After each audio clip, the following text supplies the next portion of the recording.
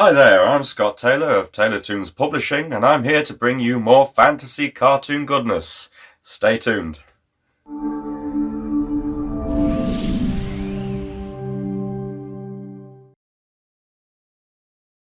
Okay, well, what have we got lined up for you today? Well, I'd like to get some more cartoon sketches done. Also, I think it would be great to have some short snippets read from my novel, Skyland and Dragons, and the Monsters of Mundor. Today we're going to talk about my character, Prince Fabian. Prince Fabian is the main protagonist in the novel Skyland and Dragons and the Monsters of Mundor.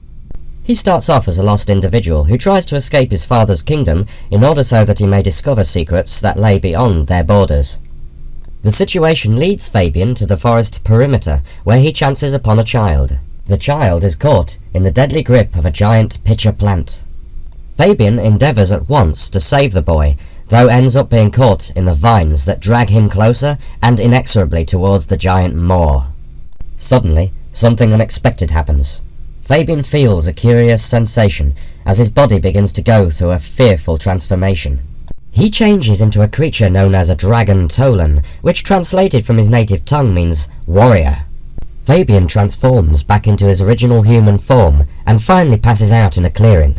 He is quickly brought round by his father's guards who are out there looking for him. He is clothed in a blanket and escorted back in shame to the castle where King Rene awaits him. The king is angry and scolds his son, basically letting him know that he remains a grave disappointment to him. Fabian is then sent back to his quarters, alone and feeling miserable and frustrated. In the meantime, a powerful family, calling themselves the Sinistrum, move on the kingdom, hoping to aggressively expand their sovereignty. The Sinistrum have an overwhelming army of mythic creatures and misfits at their command. King Rene, Fabian's father, feels that he is at a huge disadvantage, and fears that the Sinistrum are trying to encourage him towards a forced capitulation. King Rene relents, and meets the Sinistrum representative on the battlefield. A truce is agreed upon, and the Sinistrum delegates are invited to a banquet at Rene's expense, which was about as diplomatic as he got. As for Fabian, he is introduced to his future heartthrob, the Sinistrum ambassador, Tor Valor, and son of the great King Cardas Valor. The two young men from two very different worlds hit it off together and become very good friends. The whole drama consists of Fabian coming to terms with imposed taboos as he strives to win the heart and freedom of his newfound love, while simultaneously making peace with his dragon spirit, his better half.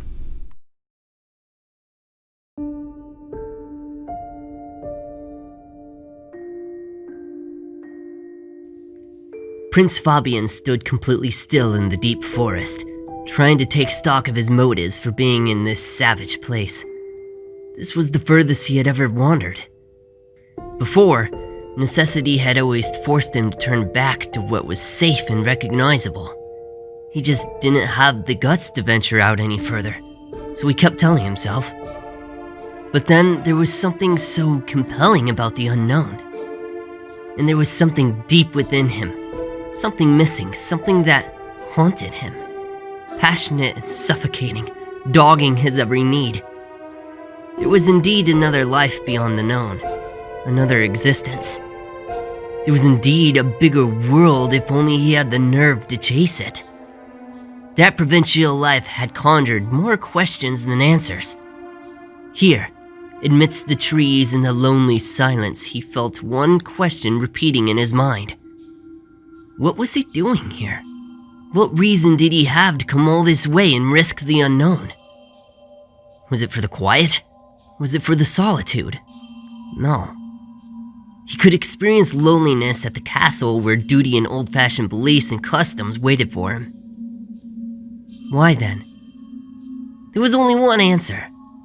He had stirrings more primal than he cared to admit. It was as if another being, another entity was inside him, clawing to get out. Through the silence, he heard a faint cry. Snapping his head in the direction of the distant sound, he moved, fleet of foot. Dashing between the trees, Fabian stumbled out into a clearing. Ah! Came the cry again. He charged back into the trees, moving as fast as he could through the tripping roots and dense underbrush that grew this deep in the forest. The sweet, enticing smell of aloe struck his nose as he got closer to the calls for help. The cruel stench of a predator. He broke the tree line into an open valley, where a young boy lay, wrapped in the thick green vines of a giant pitcher plant. The human boy was being dragged slowly toward the gaping maw. Mucus frothed and bubbled over razor-sharp teeth that dripped with aloe. Without once thinking of his own safety, Prince Fabian drew his dagger and went to save the boy. He wasn't fast enough. Another slimy tentacle snapped outward, catching the prince by the ankle. With a sharp howl, the prince was brought off balance. He's quickly on his back, being hauled along in the dirt. All he had done was doom himself as he watched the tiny child next to him being dragged toward his death. With the blade in his hand, Fabian found it difficult to cut the vines around his ankles, since he was in a rather clumsy position. Instead, he attempted to thrust the blade into the ground to allow him some grip. He noticed the mouth within its dripping enzymes.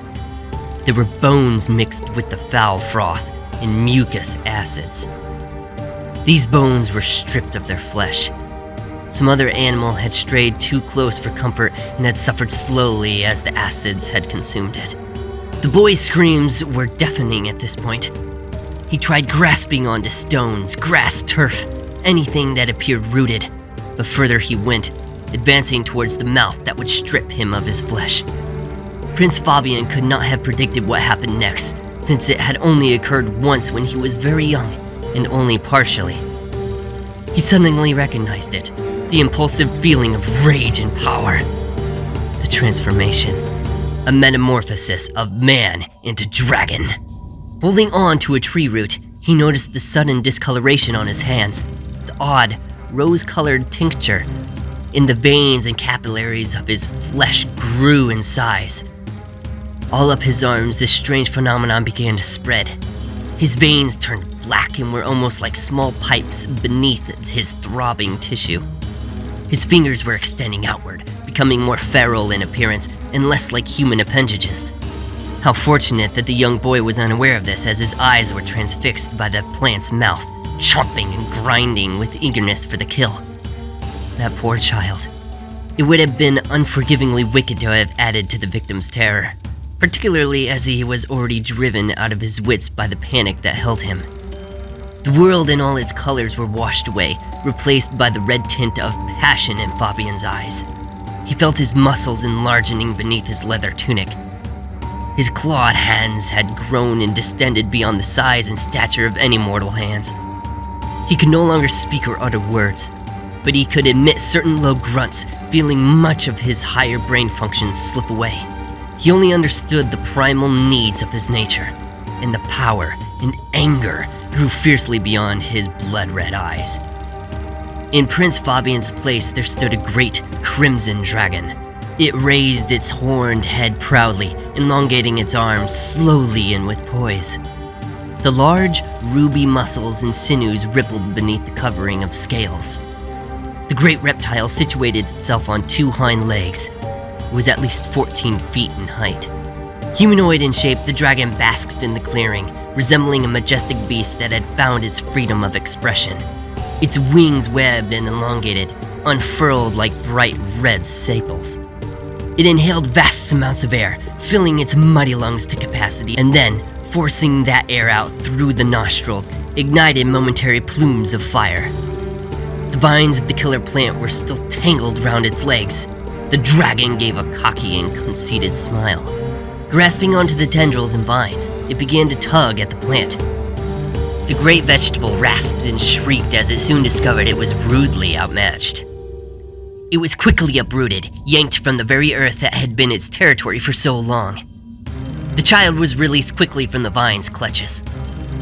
Taking hold of the rest of the vines, the dragon creature used its immense strength to swing the monstrous maw above its head, pitching it in all directions before eventually letting go. The gaping maw and all its flailing vines catapulted high into the trees and was impaled upon the thorny brushwood. The little boy sat stock still with scrapes and bruises all over his legs and up his arms. He was terrified even to move. This strange dragon creature had suddenly appeared to save his life, though for what despicable purpose he could not tell.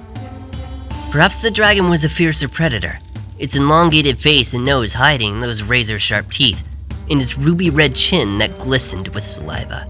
The eyes seemed momentarily inflamed as they met with the boy's troubled gaze, but the dragon merely stood there. It was as if it didn't know what to do next. The webbed wings behind its back slowly dropped and folded away. Its red eyes did not appear to engender the presence of evil, but contrition. Then, out of disgust, or penitence, it disappeared into the thicket with a single bound. The threat was gone, or so it appeared. The child began to cry out, filling the forest with an appeal, a desperate call for his father.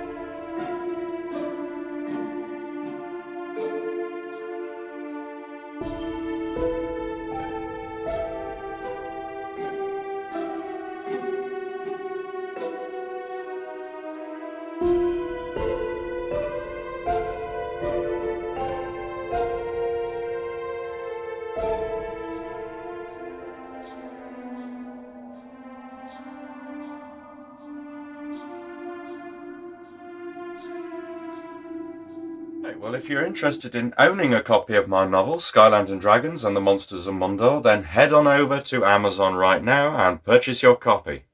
Okay, thanks for watching. See you later.